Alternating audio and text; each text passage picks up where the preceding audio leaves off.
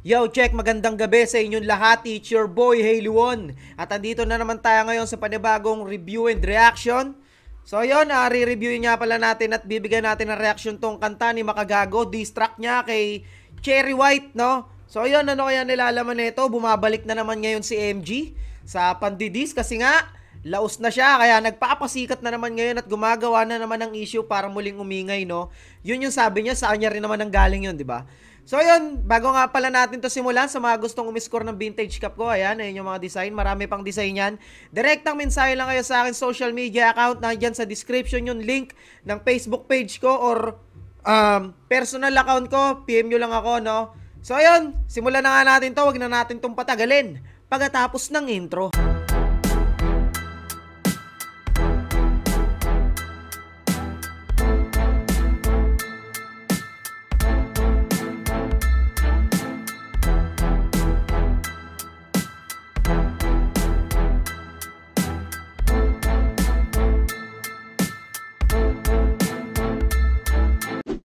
Okay, let's go! Mad Flow Music. San Pablo eh! Bagsak na ba ang mga views mo? Nanawa mga tao sa'yo. I-activate ang cherry mindset. Uy, cherry white mindset eh, no? May mindset palang cherry white, no? So, yun. Sa mga hindi pa nga pala nakakapanood ng mga pantotolongges niya kay Cherry White eh, tingnan nyo na lang sa channel ni Boss MG. Kita mo naman yung pero, sana all na lang talaga. Oh, yung mga Goldie, napakaangas. Gumamit ka ng sikat na pangit. Merong walker nag-turn vlogger boy. Kilala mo ba? Reto kada simula ulo at hanggang paa. Pinaniwala mga tao sa relasyon nila sa vlog. Pangit plus maganda equals perang-pera na. Oh, pangit plus maganda equals pera-pera na. Sa panahon ngayon, effective talaga yung ganun, lalo pag content creator ka, no? Yung magko-collab yung yung pangit tapos maganda tas unsweet. Puta, papatok sa tao, panonoorin talaga ng tao kasi sobrang imposible at pambira nun sa totoong buhay, no?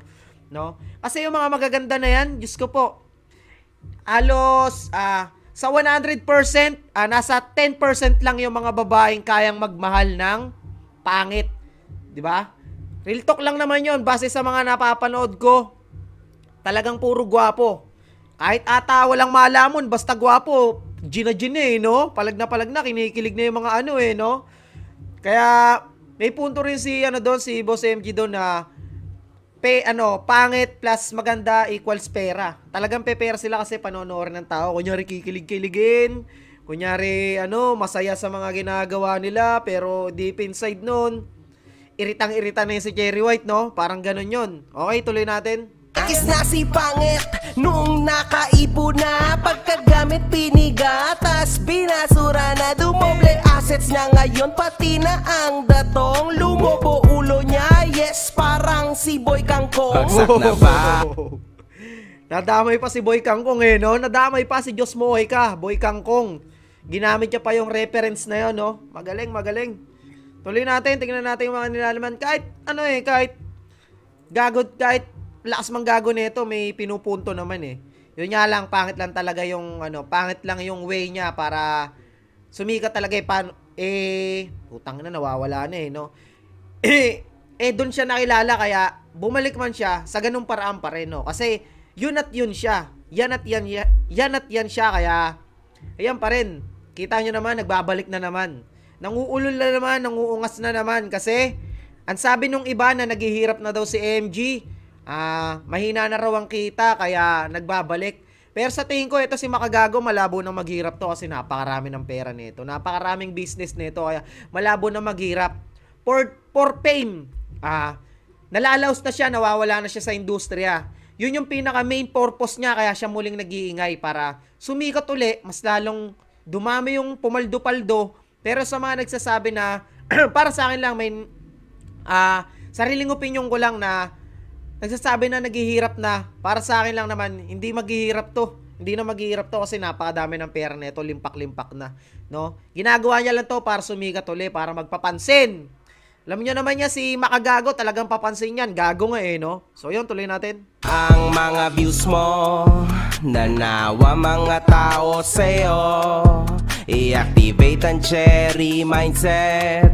Gumamit ka ng sikat na pangit. Gumamit ka ng sikat na pangit eh, no? Gago talaga to eh, no? Yeah, gumamit ng pangit, gumamit ng pangit, gumamit ng pangit, gumamit ng pangit.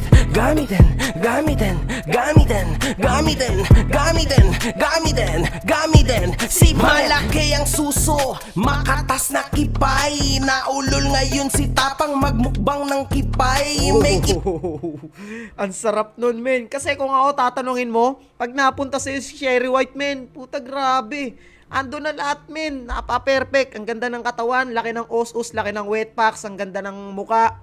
Talagang pag kinaon mo talagang kaon ano eh, parang bagong laya, no? Kain bagong laya. Parang ganun gagawin ko doon sakaling ako yun, pero joke lang.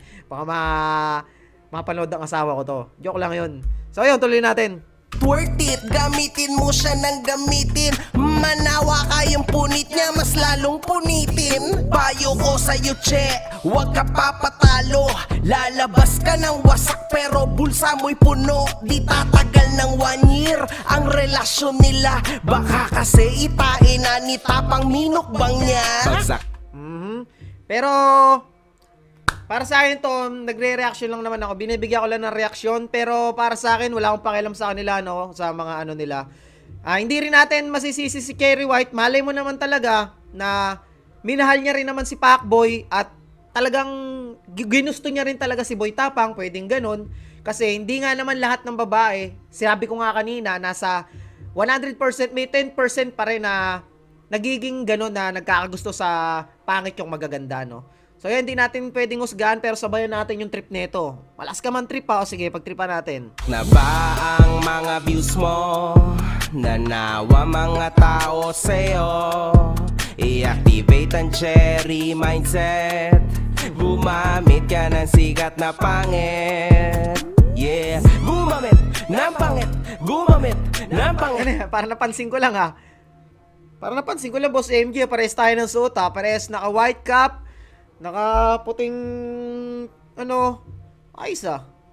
Kaso nga lang eh, wala tayo niyang mga goldie mo. Napakasolid yan. Silver lang tayo eh, no? Mahirap lang tayo eh, no? Okay, tuloy. Gumamit ng pangit, gumamit ng pangit. Gamitin, gamitin, gamitin, gamitin, gamitin, gamitin, gamitin. Si pangit, gumamit ng pangit, gumamit ng pangit, gumamit ng pangit. Din! Puro pamudmud ng pera, men. Kita mo naman, men. Daming pera. Paano mo masasabi maghihirap yan si magagawa Zapman? Hindi maghihirap yan. Talagang nagpapasikat lang to para sumigat uli. Laos nasi, kaya papansin na naman eh, no? Tapos titirahin si Cherry White. Alam na nilang sikat na sikat si Cherry White. Tapos si Boy Tapang. Magaling kang kupal ka. Okay, tuloy. Gumamit ng pangit. Gamitin, gamitin, gamitin, gamitin, gamitin, gamitin, gamitin. Si pangit. Yun na yun. Nakakabitin naman, Boss MG. So, yun. Tapos na nga ang kanyang video. Tapos na rin tayo sa pagbibigay ng reaksyon. Para sa akin, disclaimer lang, no?